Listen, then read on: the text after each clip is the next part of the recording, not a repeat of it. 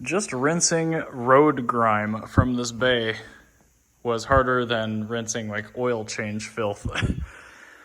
Anyway, I am supposed to be waiting to do an oil change on just the daily driver here before I start on the Mercedes, but I already had to come down this neck of the woods today for a marketplace find.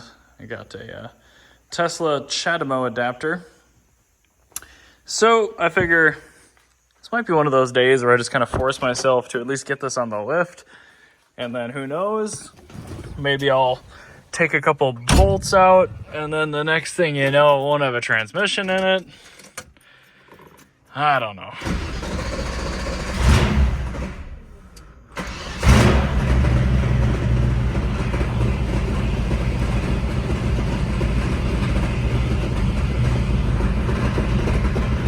Still sounds as terrible as ever.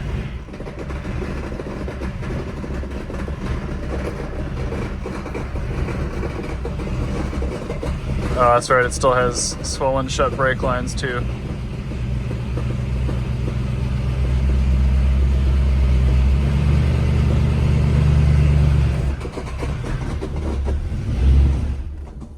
I killed it.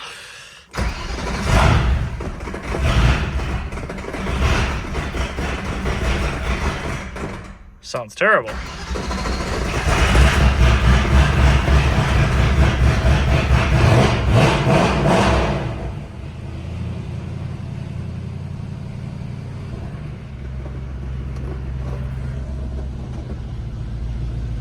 Oh, much better.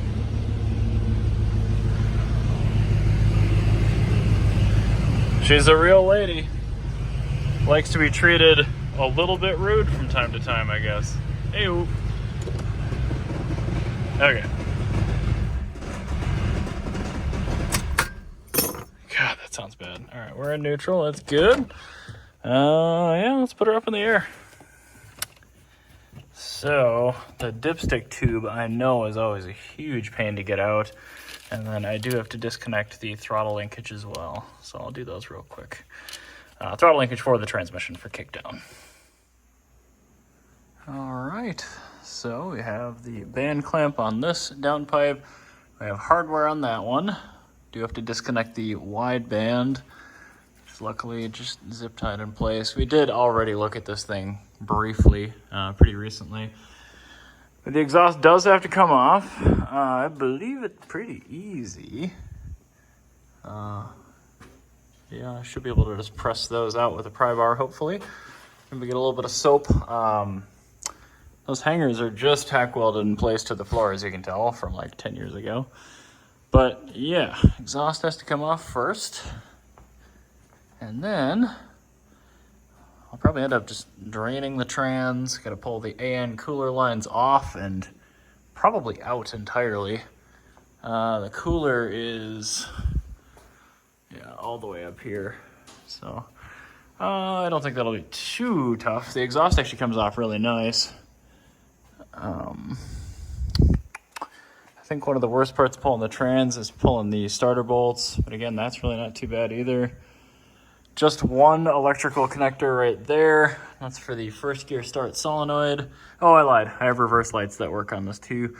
And then the shift selector is up, I believe, on this side. So not too bad, but those are going to be the first points of attack.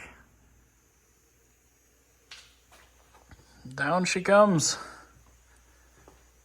Such an easy to pull exhaust. I love it. Just love it. Oh, trans linkage, drive shaft. Boy, it's just a bunch of shit. The fluid still looks absolutely phenomenal in this thing, which I guess it should. It's only got like 100 miles on it. All right, I'll drain her out, then we'll do the cooler lines and probably the torque converter. I'll have to bar that over until I can get to the drain plug on it.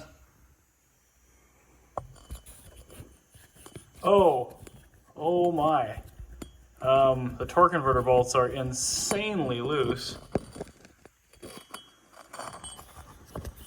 Holy shnikes. Oh wow, they're all really loose. I think I might have found the source of the sound. Holy crap, dude.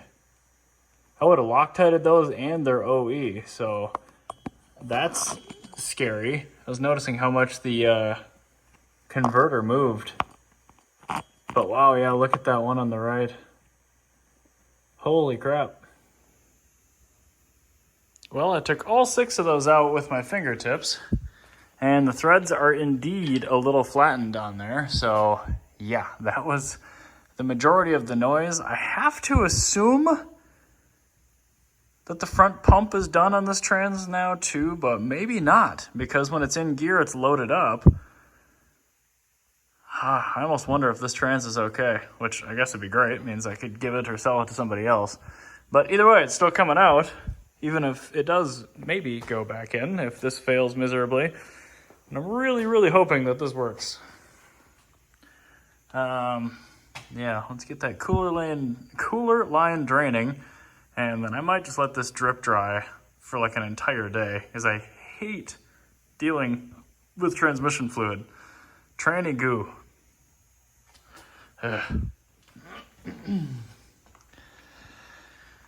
Well, she's dripping.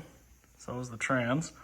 I did put the plug back in, the drain plug for now, just to kind of let that pan recuperate. But once that one's done, I'll do the other line. I'm going to grab my 10 mil and undo the shifter linkage right now.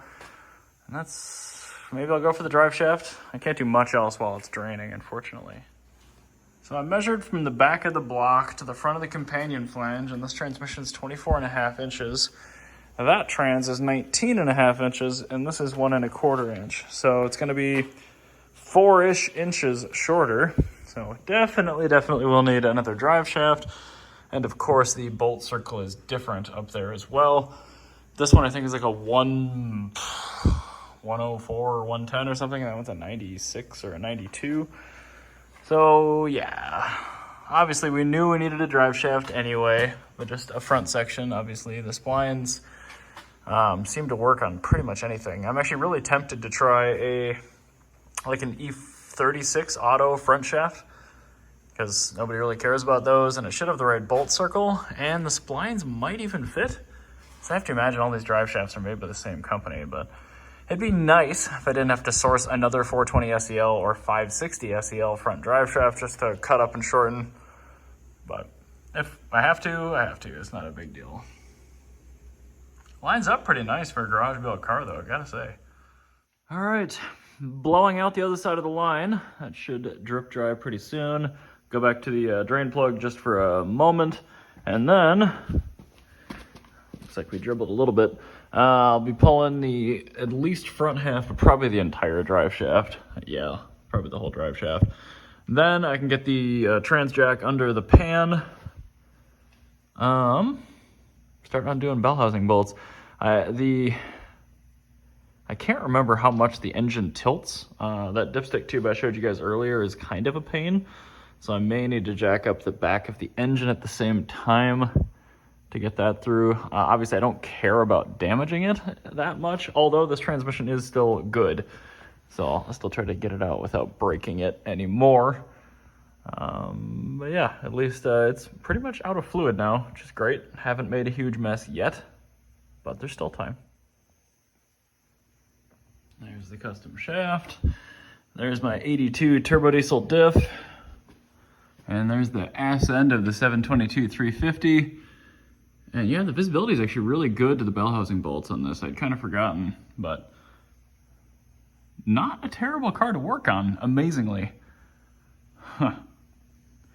All right, yeah, next up, drain the pan just once more real quick. Wrap that with a diaper, and then the converter's already unbolted, so I'm gonna start pulling bell housing bolts, and that trans will be off in 30 minutes.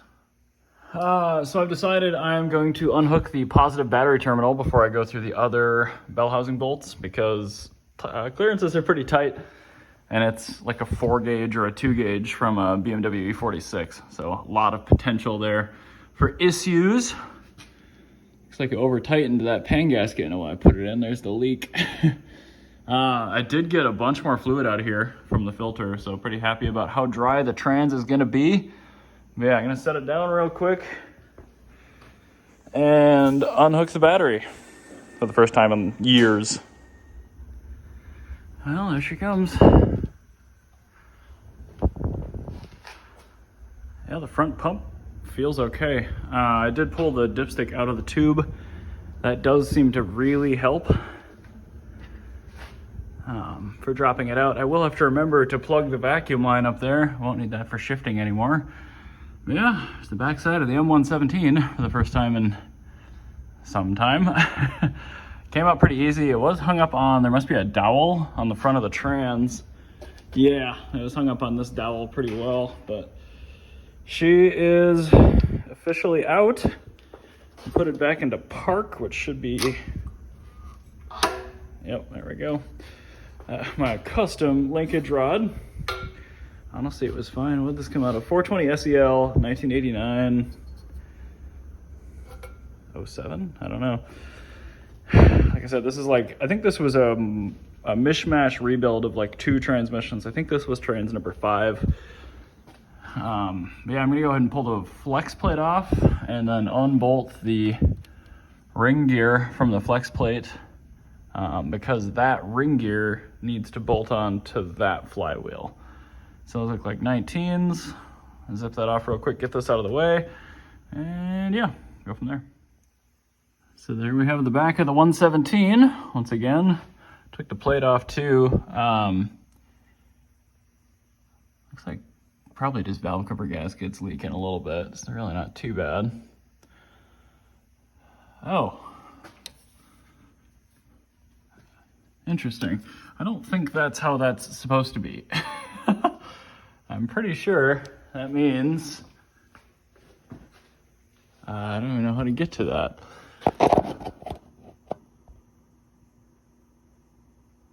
Oh, yep. I don't think that side of the engine is currently mounted. I'm gonna have to deal with that too. Jesus. Okay. Yeah. Wow, that's gonna be fun. That really sucked to get that thing into the subframe a while ago. The other mount looks like it's still intact, which is good, but I should definitely do that before I put a trans on the car. Okay, fine, all right. Next up, what do we got? I'll probably look at getting the ring gear on the flywheel. One of those 10 mils was a little loose too. And then we will look at getting this installed on the engine, figuring out which bolts go where. Yeah, I don't know, I think it came with all those. Definitely came with all this stuff. So I'll open all that up. Obviously there's a set of bolts to connect the plate to the engine, and then there's another set of bolts to connect the trans to the plate. So I'm not exactly sure. I bought this years ago, so I might have to get in touch with the company if I can't figure it out. Also, there was a little shim on the end of the crankshaft between the flex plate. I'm not sure if that's necessary. I kind of don't think so. You know what? I'm gonna see if this fits right now. It does indeed. Great. I'm not gonna put it on until I'm ready because it's a tight fit.